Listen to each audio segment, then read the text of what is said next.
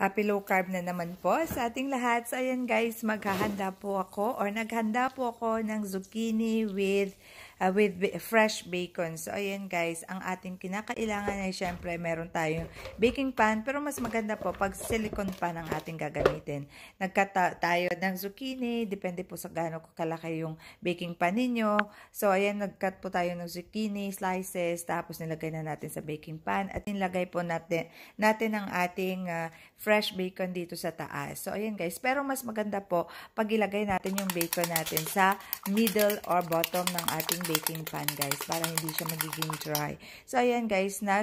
Scramble na tayo ng itlog na merong almond powder.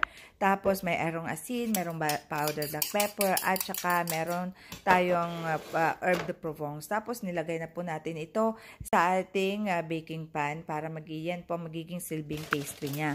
Tapos, maglalagay na po tayo ng ating shredded cheese. So, depende na po sa inyo kung gaano po kadaming shredded cheese ang kailangan nyo. At i-bake natin 45 minutes sa 200 degrees centigrade. So, ayan guys, happy low carb!